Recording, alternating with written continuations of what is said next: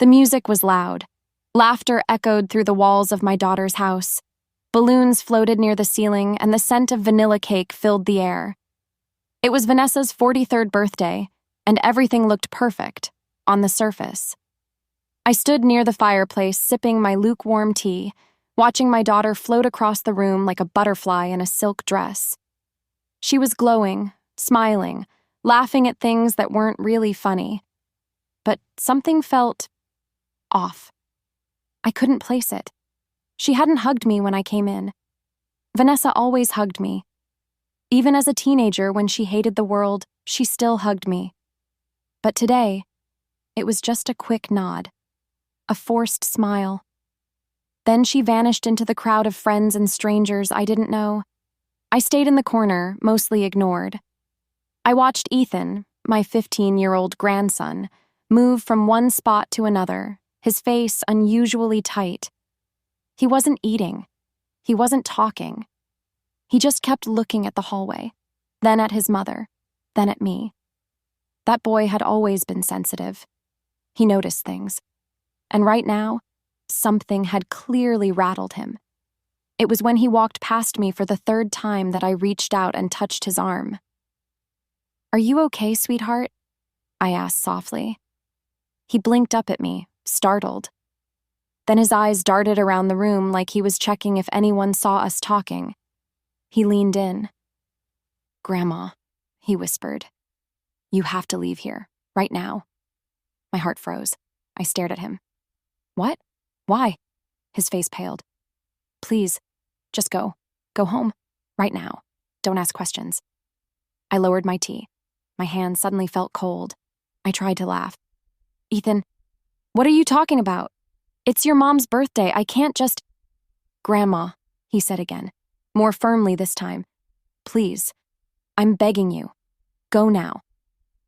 That's when I really looked into his eyes. They were wide with fear, not mischief, not teenage drama. Real fear. My stomach twisted. "Okay," I said quietly. "I'll go." He looked relieved, but also sad. I picked up my coat from the rack near the door. No one noticed. They were too busy taking selfies and singing along to a song I didn't know. As I reached for the doorknob, I glanced back one last time. Vanessa was laughing with Thomas, her husband. He kissed her cheek. Lena, Thomas's sister, was pouring drinks, her eyes flicking toward me like she already knew I was leaving. I didn't like the way she smiled. I stepped out into the night. The cold air hit me like a slap. I stood on the front porch for a few seconds, stunned. What just happened? Why did Ethan want me to leave? What was I being protected from? I walked to my car slowly. Every step felt heavier than the last. I looked back at the house. The lights were glowing warm from the windows. Nothing seemed wrong from the outside. But I trusted that boy. He's never asked anything like that before. As I started the engine, I caught a glimpse of something in the rearview mirror. Ethan had come out onto the porch. He stood there, arms crossed, watching me go. There was something in his eyes, something that made my hands shake as I gripped the wheel. He was scared for me. I didn't know what was happening, but something was terribly, terribly wrong inside that house, and the worst part? It was my daughter's house. A week before the party, Vanessa called me. That alone was unusual. She rarely called unless it was to ask for something. An old recipe, money for a charity event, or to babysit Ethan when she and Thomas wanted a weekend getaway. But this time, she sounded cheerful. Overly cheerful. "Hi, Mom," she chirped through the phone, like we were best friends. "I wanted to invite you to my birthday party next week. It's going to be fancy this year. Dinner, cake, live music. You have to come." I paused. "Oh, all right. Are you sure? I didn't think—" "Of course, I'm sure," she cut in quickly. "The family should be together, especially you." Something in her voice didn't sit right. It was like when someone smiles at you but their eyes look past you. That was my daughter lately. Perfectly polite, but distant. Still, I said yes. I missed her. even if I didn't always feel welcome anymore. When Saturday came, I put on my nicest blouse and a string of pearls my late husband had given me on our last anniversary together. I bought a bouquet of roses and a birthday card with a long handwritten message, hoping it might remind her of who we used to be, before things became cold. I arrived a little early, thinking maybe we'd have time to talk before the guests arrived. But when I rang the bell, it wasn't Vanessa who opened the door. It was Ethan. He looked surprised to see me. "You're early," he said quietly. I smiled and kissed his cheek. Just wanted to spend a few extra minutes with my favorite grandson. He smiled, but there was a sadness in it. Vanessa came down the stairs a moment later, still in her robe, hair half curled. "Mom, you're already here?" "I thought I could help set up," I said, holding out the flowers. "Oh, sure." She took them, glanced at them quickly, then passed them to Ethan. "Put these in water, please." I watched her as she walked toward the kitchen. She didn't say anything else. No hug, no warmth, just busy, busy, busy. I followed her in. "You look good, sweetheart. A bit tired, maybe." "Been a hectic week," she said quickly, not looking at me. "I barely have time to think. The decorator's late, the caterer brought the wrong wine, and Thomas's sister is sick again." "Lena?" I asked. She nodded. "She's been living with us for a while. Says the air in her apartment is bad for her lungs." I tried to smile, but the way Vanessa said it was like she didn't fully believe it herself. I noticed Thomas's briefcase open on the table, papers stacked in neat piles. One looked like a legal form of some kind, but I didn't want to snoop. "So," I said, "how's work?" She shrugged. "Same. Deadlines, pressure, you know." That was all I got. Then she glanced at the clock and said, "Actually, Mom, I think we're okay for now. Everything's under control. Maybe you can just relax before the guests arrive?" I nodded. Of course. I sat alone in the living room while she ran upstairs again. I watched Ethan move around the house like he was carrying a secret. Every time our eyes met, he looked away. Something was happening in this house. I could feel it. The air was too quiet. The walls felt like they were hiding something. And Vanessa, my only child, was smiling in a way that didn't touch her eyes. 2 days before the party, I offered to come by and help. It was the least I could do. After all, it was Vanessa's birthday, and maybe, just maybe, this would bring us closer again. When I called to suggest it, she hesitated. "Oh, Mom, that's sweet, but I already hired someone." "I don't mind," I said gently. "I just want to spend a little time with you." There was silence on the other end of the line. Then finally, she gave a clipped, "All right, come by after 3. I arrived with a basket of baked muffins and a small potted plant for her kitchen windowsill. I knew she probably didn't want or need them, but it felt like the right thing to do. Vanessa answered the door, dressed in a fitted black top and jeans. Her makeup was already done, like she'd just returned from somewhere. She looked surprised to see the plant. "You didn't have to bring anything, Mom." "I know," I smiled. "But I did." She gave a tight smile and took the plant without looking at it twice. I walked into the house, which already looked like a showroom. Clean, polished floors, candles in every corner, music playing softly from hidden speakers. "Where's Ethan?" I asked, glancing around. "Upstairs, probably playing that game of his." "And Thomas?" "Working in his office. He's been stressed." She said it like she wanted me to stop asking questions. So I stopped. I moved into the kitchen and began unpacking the muffins. "Do you want me to prep the dessert table or fold napkins?" Vanessa glanced at her phone. "Actually, just keep me company. I need to go upstairs for a second." "All right." As soon as she disappeared, I noticed the bathroom light flickering down the hall. I went to check it out. It was just a bulb that needed tightening. But on the way back to the kitchen, I took the wrong turn and ended up in the far side hallway. That's when I saw the door slightly open. It was the guest room. I'd never been inside it. Every time I visited, it was always off limits or messy. But something tugged at me. Curiosity? Maybe. Or maybe it was something deeper. A sense. I knocked lightly. No response. I pushed the door open just an inch. That's when I saw it. The walls. They were covered, absolutely covered in papers. Dozens of them. Taped from corner to corner. Not decorations, not children's drawings, no. Documents, handwritten notes, photocopies, even pictures. Some with red circles and scribbles, some with lines connecting one thing to another. I couldn't take it all in at once. My brain didn't know where to land.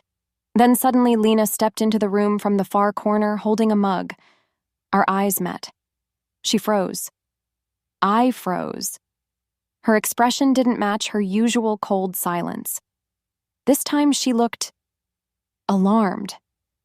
"You shouldn't be in here," she said sharply.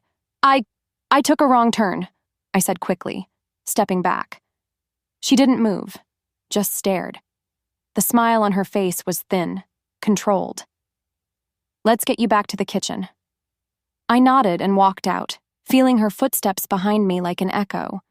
Back in the kitchen, Vanessa had returned and was scrolling through her phone like nothing had happened.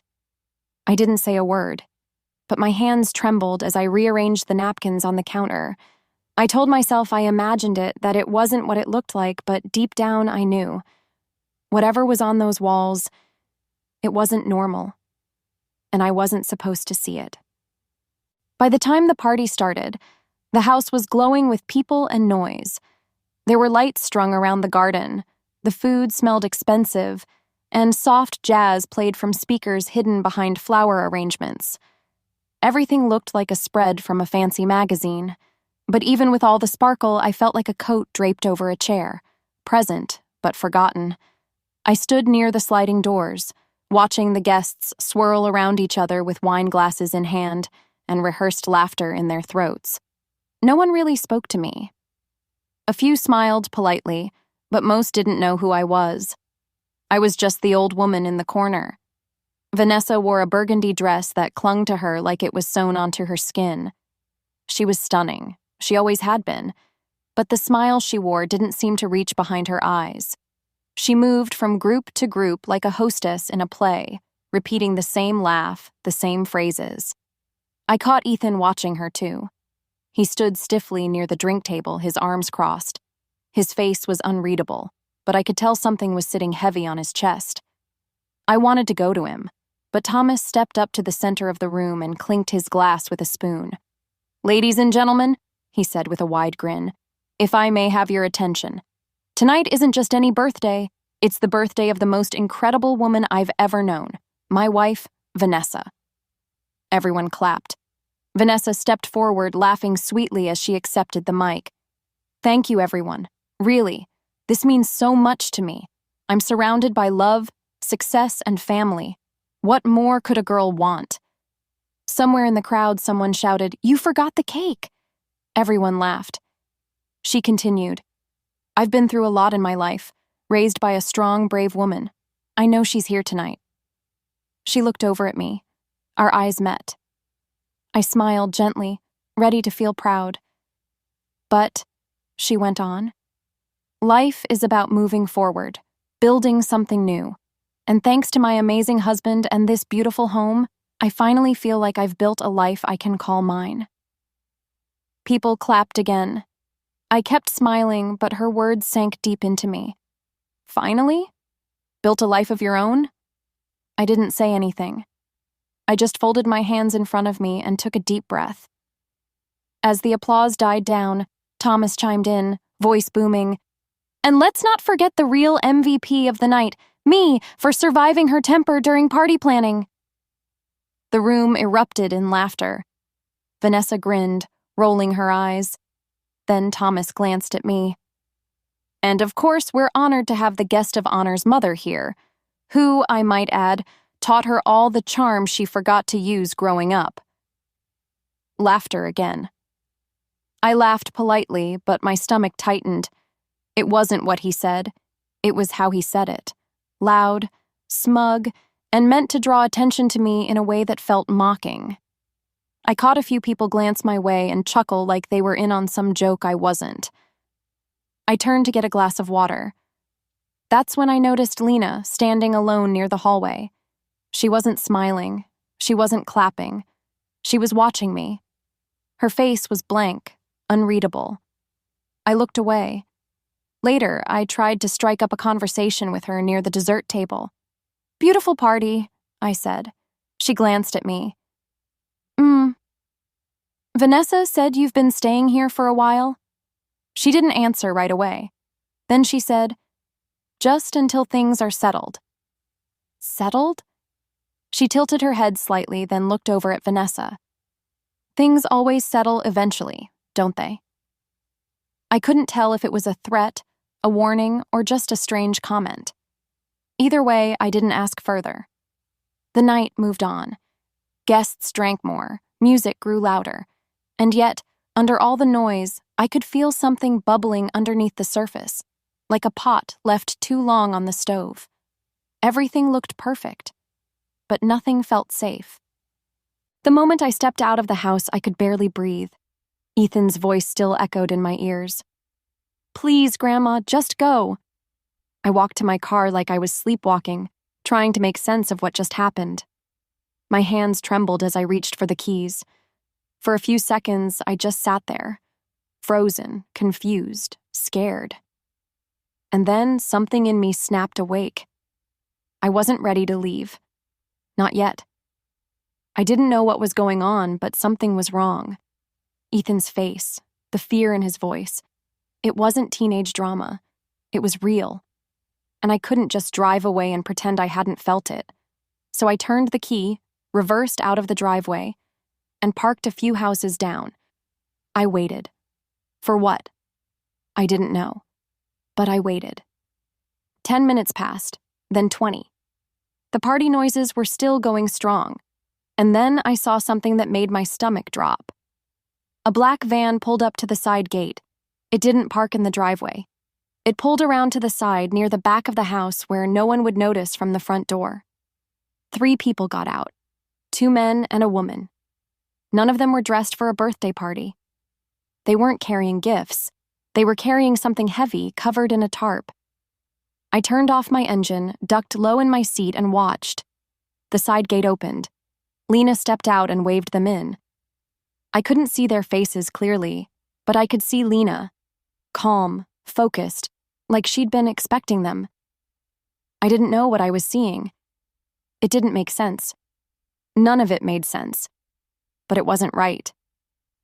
I pulled out my phone and snapped a blurry photo. My hands were shaking so badly the flash accidentally went off. I panicked and ducked again, heart pounding. No one looked my way. I waited until the gate closed behind them. Then I slid out of the car and crept down the sidewalk, staying close to the fence. My legs felt like they were made of air. When I reached the edge of the property, I crouched behind the hedges. From there, I had a partial view into the kitchen through the side window. And that's when I heard Vanessa's voice. It was muffled, but I could make out the words clearly enough. "She won't be a problem anymore. Once it's done, we're free to move forward." There was silence. Then Thomas's voice answered. "She doesn't even know what's happening. She's too old to put the pieces together." Then laughter. Not the kind of laughter you hear at a birthday party. The kind that made the hairs on my arms stand up. I felt sick. I didn't know what they were talking about. I didn't know who she was, but my heart told me exactly who. Me. I stepped back quietly, afraid that even the grass under my shoes would make noise. I didn't understand everything, but I understood enough. Ethan hadn't been wrong. He saved me, and now I had to figure out what they were planning, before it was too late. The next morning, I sat in my kitchen, staring into a cold cup of tea. My hands still hadn't stopped shaking since last night. Everything I thought I knew about my daughter, her husband, their home, all of it had shifted. Like someone pulled the rug out from under my entire life. I kept replaying it in my head. The van, Lena waving them in, Vanessa's voice. She won't be a problem anymore. What did that mean? What were they planning? Then came the knock. It was light, hesitant, I stood slowly and looked through the peephole. Ethan. I opened the door and pulled him inside so fast he stumbled. I closed it behind him and locked it. He looked tired. His eyes were red, and he kept glancing behind him like he expected someone to be watching. "Are you okay?" I asked, pulling him into a hug. He nodded, but I felt him shaking. "I just needed to see you," he whispered. I led him to the kitchen. "Ethan," I said carefully, "what happened last night? Why did you tell me to leave?" He stared down at the table, his fingers curled into fists. Then, slowly, he began to speak. "The night before the party. I couldn't sleep," he said. "I went downstairs to get water. That's when I heard them talking." "Who?" I asked, though I already knew. "Mom, Thomas, Aunt Lena." He took a deep breath. They were in the study. The door was half closed, but I could hear everything. Thomas had papers spread out on the desk, documents with your name on them. I felt my heart begin to pound. "They were arguing," he said. "Mom said it had to happen soon. She said you were getting suspicious. Thomas said they couldn't afford to wait anymore because the buyer was ready, that if you didn't cooperate, they'd move forward anyway." "Buyer?" I asked. Ethan nodded. "They're selling the house. Your house, the one Grandpa left for you. You know, the one you signed over to Mom after Grandpa died?" I felt dizzy. My late husband's house. The only thing we still had from him. "I never agreed to sell it," I whispered. "I know," Ethan said quickly. "But they changed the paperwork. Aunt Lena, she works with some people. She forged documents. They made it look like you gave up control. Like you gave Mom the right to sell it and move you into... He couldn't finish. My voice was hoarse. "Into where, Ethan?" He looked at me. "A care home, in another state." I sat back in my chair, stunned. I'd heard stories about this. Elderly people being manipulated, quietly moved out of the way. I never thought it would happen to me. Never thought my own daughter would be part of it. Ethan continued. "They think you're weak, that you won't fight. They said you wouldn't understand what's happening until it was done." Tears welled in my eyes, but I held them back. "And that room," he added, "the guest room, Aunt Lena turned it into some kind of planning space, notes, timelines, fake IDs. I only saw it once. She caught me and told me to stay out. I saw it too," I whispered. "2 days ago." We sat in silence. Then I reached across the table and held his hand. "Ethan, I don't know what they're trying to pull, but you saved me. If I had stayed last night, I was scared they were going to do something to you," he said. "That van? I didn't know what it was. I just felt like something terrible was going to happen." "You were right to act," I said, squeezing his hand. He looked up at me. "What do we do now?" I wiped my eyes and stood. "We don't panic. We prepare." Because now I knew the truth, and I wasn't going to let them get away with it. I woke up the next day with a new kind of energy. Not fear, not confusion, purpose. I had spent my entire life keeping the peace, being the quiet one, the helper, the one who never asked for much. But now I knew that my only child, the girl I raised and loved, was willing to erase me for money, for property, for freedom from her own mother. She didn't know the woman she was dealing with anymore. I called Mr. Harold Mendez, my late husband's lawyer and trusted friend. He'd known our family for years. He answered on the first ring. "Margaret?" he said. "Is everything all right?" "Not yet," I replied, "but I need your help, and I need to move quickly." Over the next 48 hours, Harold worked like fire. He helped me retrieve the original documents, the ones before they were tampered with. We compared signatures, dates, and filings. Lena had made mistakes. And Ethan? He had helped me quietly collect photos, messages, and even voice memos from his phone. One recording had Thomas laughing about how the old woman won't even realize what happened until she's sitting in a care home across the country. That was enough. With Harold's help, I filed for an emergency court order to freeze all assets connected to the house. We also filed charges for document fraud, elder abuse, and attempted unlawful transfer of property. Lena's name came up more than once. I didn't say a word to Vanessa, not a call, not a message, not a single warning. Until dinner. I planned a small gathering. Just family, I said. Vanessa agreed quickly. Of course, Mom. I'm glad you're feeling better. I showed up early with Harold beside me. Ethan came too, his shoulders stiff but his eyes focused. He knew what was about to happen. Vanessa greeted me at the door like nothing had ever happened. She kissed my cheek and whispered, "Glad to see you're back to your senses." Thomas was already pouring wine. Lena was in the dining room, texting. I sat at the head of the table. Once the food was served, Vanessa raised her glass. "To new beginnings," she said with a smile. I held my glass up but didn't drink. "I actually have something to say before we eat," I said calmly. Everyone turned to me. Thomas chuckled. "This should be good." Harold stood. He placed a thick envelope on the table and opened it slowly. "These are court documents," he said, "filed this morning. Effective immediately, the house in question has been legally protected under an asset protection hold. Any attempt to transfer, sell, or modify ownership is now a criminal offense." Vanessa blinked. "Wait, what is this?" "You'll want to listen closely," Harold replied. "Because these documents also include evidence of forgery, false legal filings, and conspiracy to commit elder abuse." Thomas stood. "You have no proof of anything." Ethan stood too. He pulled out his phone and played the audio clip. Thomas's voice echoed through the speaker. "She won't even realize what happened until she's sitting in a care home across the country." The room went silent. Lena looked up, her face pale. Vanessa stood, her voice shaking. "Mom, this isn't what it looks like." I cut her off. "I saw the papers in the guest room, Vanessa. I heard you. I saw the van. I know what you were trying to do to me."